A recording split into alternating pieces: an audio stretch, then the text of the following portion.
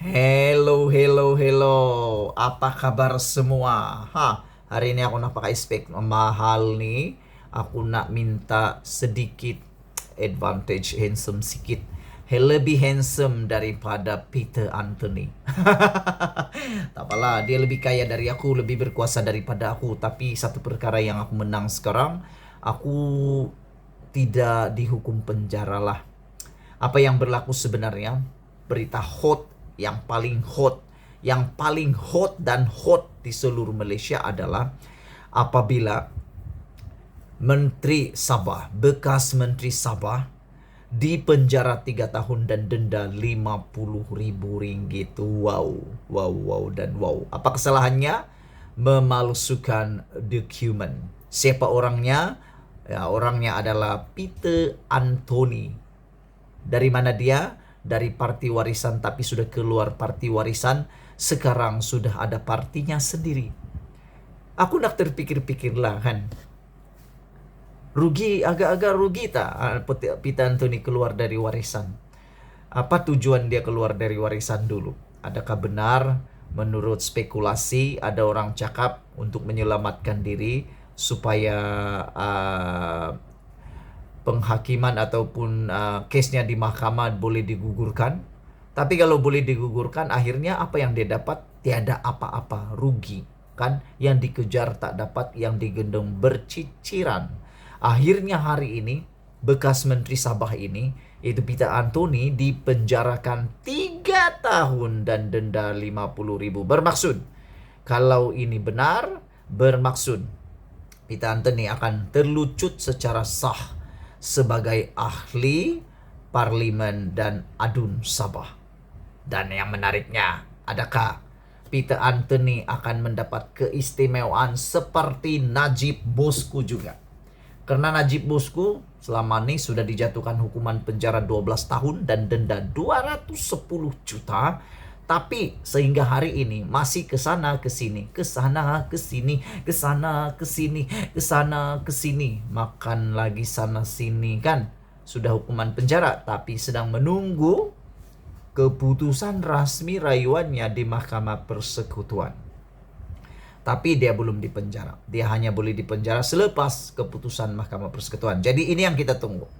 Adakah duluan itu nanti akan menjadi duluan juga, akan menjadi ikutan juga kepada Peter Anthony? Karena sebelum ini ada seorang pesawah padi yang telah didapati bersalah menyebabkan rakannya cedera parah hanya dengan memetik kes Najib di Mahkamah Rayuan. Akhirnya dia dapat penangguhan hukuman sehinggalah selesai rayuannya hanya dengan memetik kes Najib. Jadi hari ini, adakah dengan memetik kes Najib, Peter Anthony takkanlah tak petiklah. Pesawah boleh petik, apakan pula menteri kan? Takkanlah Peter Anthony nak diam jo. Takkanlah awal-awal lagi nak masuk penjara dan lucut pula jawatan. Najib sampai hari ini sudah jatuh hukuman, sudah lepas mahkamah tinggi, lepas rayuan pun dia kalah. Tinggal Mahkamah Persekutuan, tetap juga ahli parlimen pekan.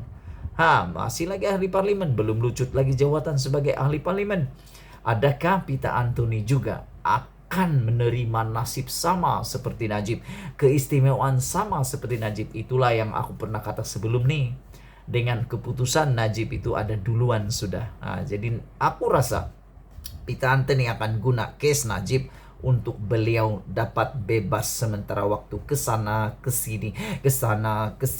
Dan yang pentingnya, dia masih ahli parlimen lagi sehingga selesai proses mahkamah di persekutuan yang mungkin hampir masa 2-3 tahun lagi lah. 2-3 tahun itu bukan sekejap, amat lama.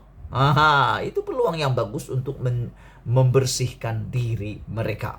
Apa yang berlaku? Peter Anthony didapati bersalah kerana telah memalsukan dokumen. Bekas Menteri Pembangunan Infrastruktur Sabah, Peter Anthony, gagal menimbulkan keraguan munasabah dalam kes pendakwaan, kata Hakim Azura Alwi. Peter Anthony disabitkan kesalahan memalsukan surat dari pejabat timbalan Naib Chancellor Universiti Malaysia Sabah, UMS, untuk kontrak penyelenggaraan sistem. Wah, berani juga memalsukan surat. Aku ingat orang kampung yang berani. Aku ingat orang-orang biasa yang berani palsukan surat menyurat nih. Rupa-rupanya menteri pun berani juga memalsukan surat dari pejabat timbalan Naib Chancellor di University Sains Malaysia Sabah lagi tuh. Aduh, pelik jagalah kan. Mahkamah Seksyen Kuala Lumpur pagi ini turut menjatuhkan hukuman penjara 3 tahun. Wow, lama juga 3 tahun kan. Puas juga makan-makan di penjara tuh. Apalagi yang boleh dibuat ah. Orang selalu cakap kalau masuk penjara tuh yang lelaki jangan ambil sabun kalau jatuh di lantai. Aku tak faham lah apa maksud dia tuh. Jangan ambil sabun kalau jatuh di lantai. Aku tak paham sangat apalah maksud dia tuh. Kalau kau paham tolong bagi tahu aku lah. Aku tak tahulah apa makna tuh. Kalau jatuh sabun di lantai waktu di penjara jangan diambil. Kenapa pula tak diambil ya? Nak mandi macam mana kalau tak ada sabun? Apa yang ditakut sangat dengan sabun di penjara tuh? Aku pun tak tahulah. Anda beritahu aku sendirilah. Dijatuhkan penjara 3 tahun, denda 50.000 sebagai gantian hukuman penjara tambahan 15 bulan terhadap bekas Menteri Pembangunan Infrastruktur Sabah itu.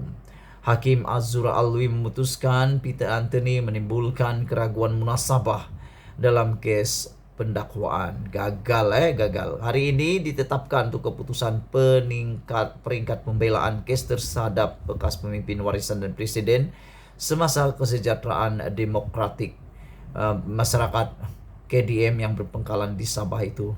Jadi hari ini Presiden Parti Kesejahteraan Demokratik Malaysia KDM akhirnya dipenjara 3 tahun. 3 tahun gitu 3 tahun dengan denda lah. Mahkamah memerintahkan Peter Anthony membela diri selepas mendapati pihak pendakwaan berjaya menimbulkan kes prima facie terhadapnya pada akhir kes pendakwaan. Mengikut pertuduhan, Peter Anthony sebagai pengarah urusan Syarikat Asli Jaya didakwa memalsukan surat pejabat timbalan Naib Chancellor UMS bertarik 9 Jun 2014, yaitu memasukkan pernyataan palsu dengan niat digunakan untuk tujuan menipu. Perbuatan itu didakwa dilakukan di pejabat Ketua Setiausaha Sulit kepada Perdana Menteri Bangunan Perdana Putrajaya antara 13 Jun dan 21 Ogos 2014. Pertuduhan mengikut Seksyen 468 kan keseksaan yang peruntukkan hukuman penjara maksimum 7 tahun dan denda jika sabit kesalahan. Ketika membacakan penghakimannya, Azura menolak pembelaan tertuduh sebagai renungan dan penafian semata-mata. Dia berkata, saksi pendakwaan tidak mempunyai kepentingan atau meraih keuntungan dalam memalsukan surat itu dan keterangan mengikut keadaan yang digabungkan dengan keterangan lain menunjukkan hanya tertuduh yang mempunyai motif dan peluang untuk melakukan kesalahan itu. Azura berkata, hanya tertuduh melalui Syarikat Asli Jaya atau Jati yang mempunyai kepentingan dalam kontrak itu.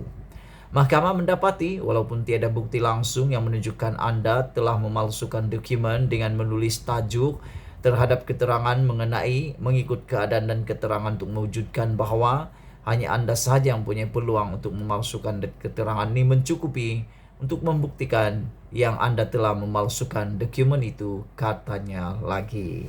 Sekian dulu isu yang paling hangat di Malaysia hari ini. Kita jumpa lagi. Sila share video ini. Kita jaga, kita bongkar. Jangan tak bongkar. Bongkar sampai terlonde. Bye-bye.